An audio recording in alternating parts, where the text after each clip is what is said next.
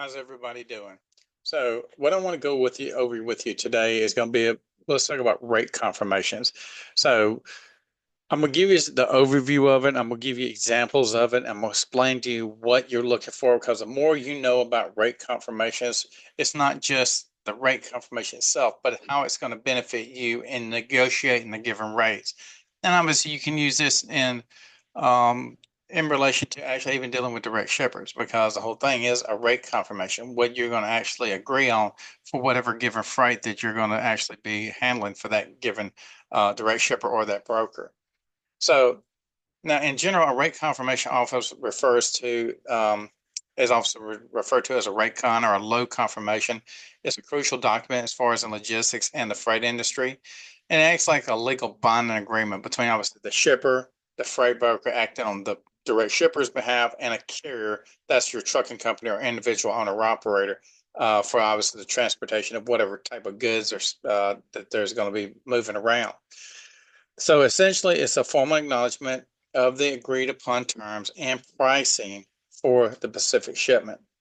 Now, the primary purpose of a rate confirmation is to ensure the clarity and to prevent misunderstandings between all the parties involved in the shipment, or crap can go really bad sideways really fast. Now, it sets out all the essential details of the transportation service, obviously leaving no room for, as they call it, for ambiguity regarding what is being shipped, where it's obviously going to, and when it needs to be there, and how much it will actually cost to have the service done. Now, there are some key purposes behind the rate confirmation that I want to discuss with you. One is going to be it confirms the agreed upon rate. So this is a probably the most important aspect because we're talking about the money. It clearly states the payment the carrier will receive for the load, including the line haul rates, fuel surcharges, and any additional accessory charges. It also outlines the shipment specifications. It gives the detailed information about the cargo, ensure that obviously the carrier understands and that they're hauling about what they're hauling and any special requirements like securement equipment, like if it's flatbed or step deck or even reefer, because sometimes loads and reefers even have these flat wall curtains that are insulated that kind of control the temperature between different types of products.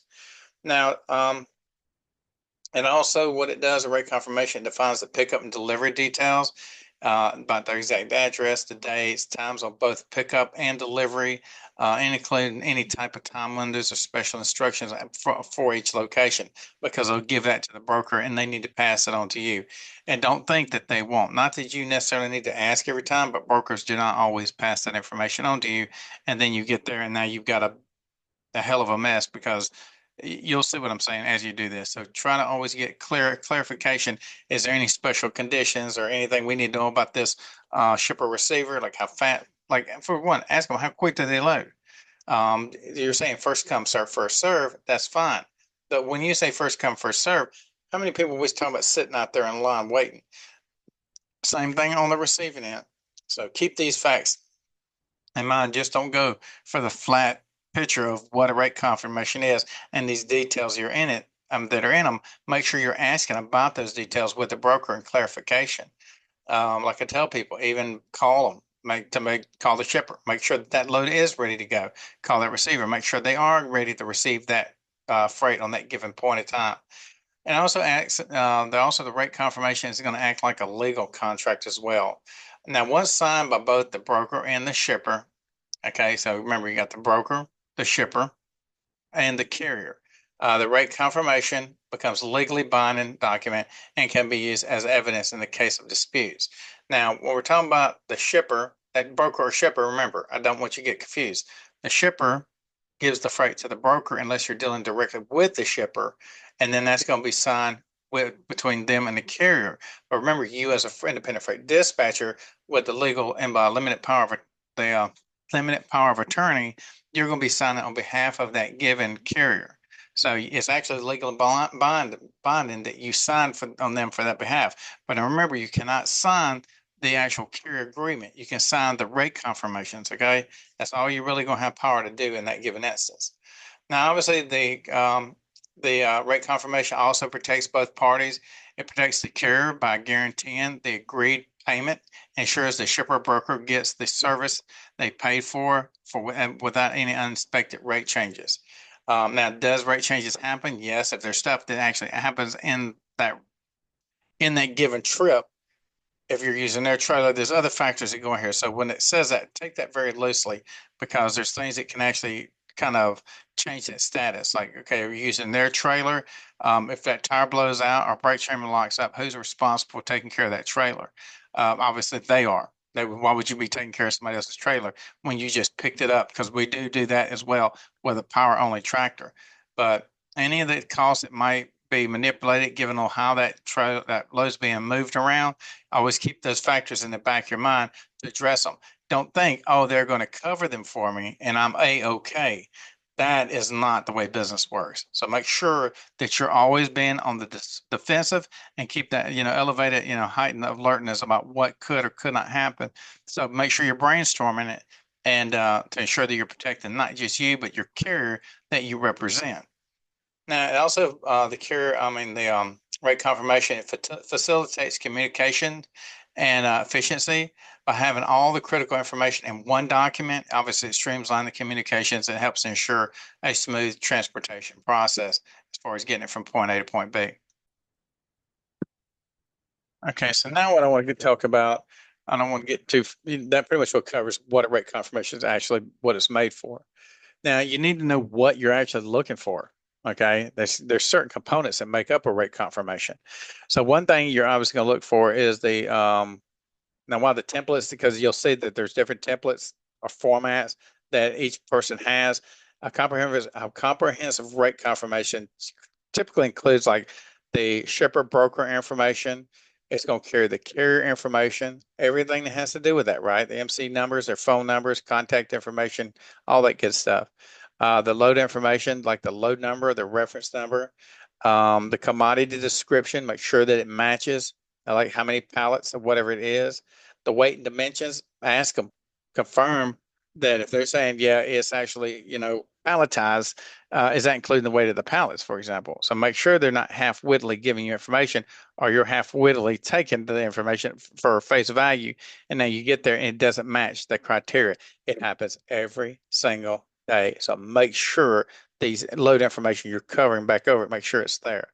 Obviously, the equipment type and your equipment, does that meet their needs? So make sure you ask the broker ahead of time. You don't want to get there, waste all the time. And they say, well, no, that won't do. Like say, for example, if you're pulling paper and you're doing a dry van trailer, make sure there's no holes punched in it because they're going to inspect that trailer. You're talking about a lot of money in paper that's made, whatever type of paper it is. I've been there and done it. And make sure the trailer's cleaned out. They don't want no crap in the bottom floor of the trailer. So make sure that your owner operator, whatever, say, hey, want you to sweep down the trailer.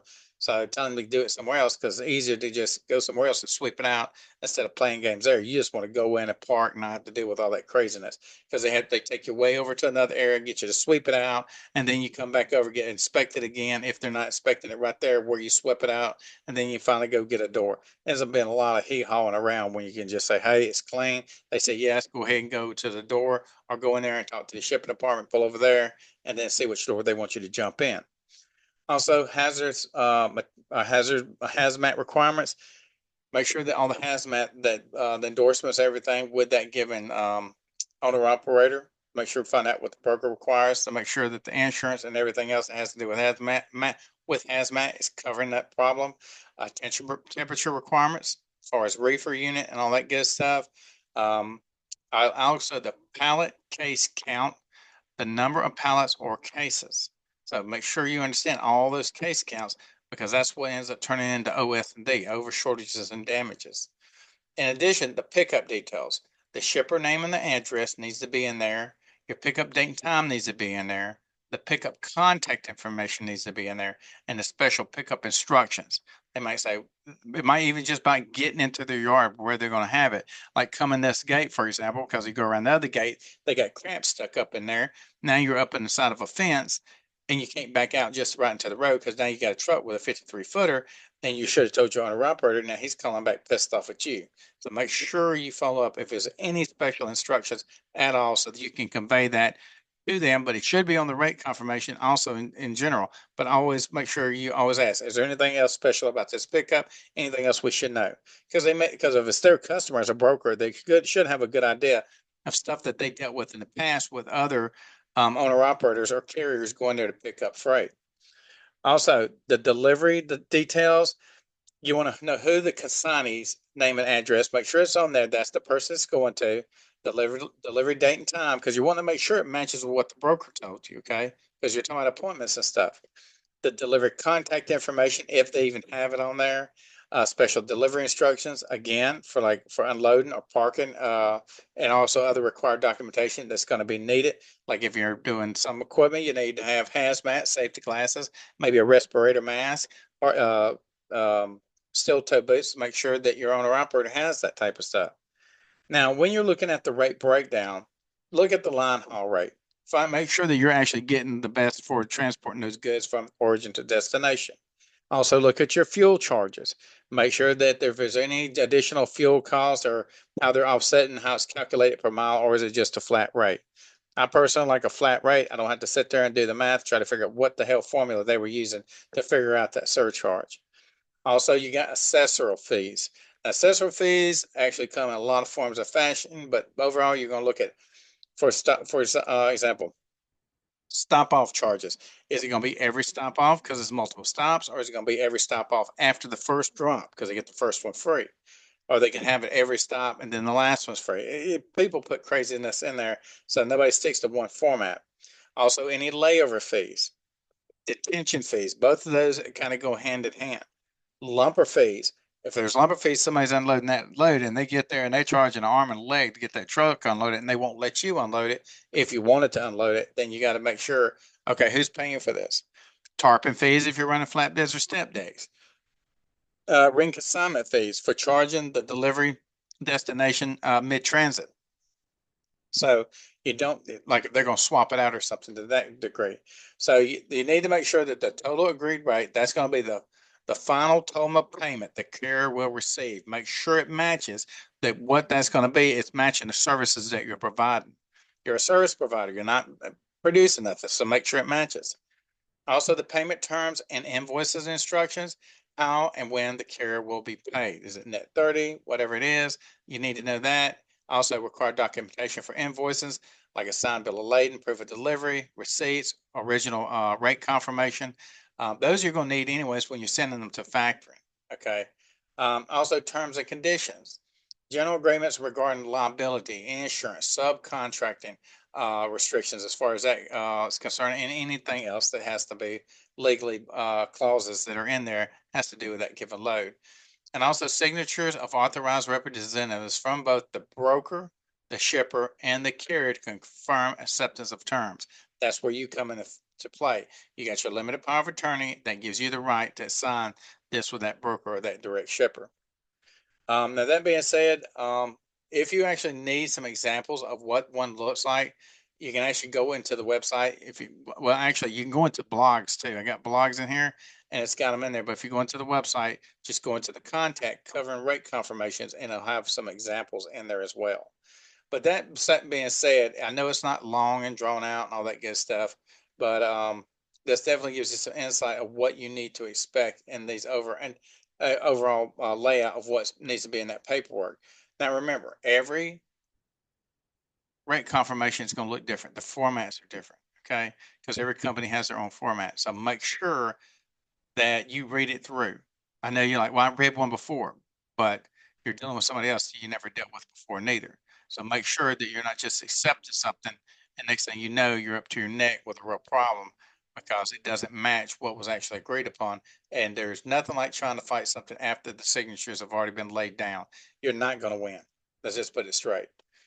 But anyways, I'm going to leave it at that. I just wanted to go over this real quick so you can get some kind of idea. That's what has to be in that rate confirmation. If it's not there, then you got some problems. And also look for extra clauses and legal things that they say, like, a micro tracker, for example. What if you don't have it on? If it's a $500 or $600 fine, the owner operator needs to know that. What if he doesn't turn it on? You need to make sure that you're reminding him. Your job is to watch his back. So make sure that you communicate all these things with that given owner operator so he's not coming up short. he's going to hate the hell out of you too. He's going to be really pissed. He's like, well, you didn't tell me. But even if you did tell him, still make sure you always send something in text message or something that's written that's got timestamps on it, so to ensure that you know that it was sent. You can prove that it was sent. Remember, without a paper trail, there's nothing that exists. Okay. And when you're looking at these contracts for them, you'll get used to them. I'm not a lawyer. Okay. I can't read lawyer terminology. If it's some kind of legal platform and all that crap, I'm not in all that. I know the basic stuff that has to be in there. I need to ensure that it's one agreed upon, and and there's nothing missing out of there that needs to be there on our behalf to protect our owner operator. But that being said, I'm gonna kind of leave it there, but make sure our contact information is below. Please get a hold of us at truckdrivernation.com. For everybody that's in the course, this is important. Please listen, make sure you highlight this right here and go over it. But that being said, I'm going to let you go on this one because it's not really that greatly in detail but behind what this actually incorporates, because you're going to see them anyways. But I just really felt like I needed to go over it because I had a couple of questions people were asking about the overall rate confirmation. But that being said, I will see everybody at the next webinar for my students or the webinar in general for those that are actually planning on attending Truck Driver Nation's Freight Dispatch course. But I appreciate everybody's time. Have a great day, and let's move on to the next subject.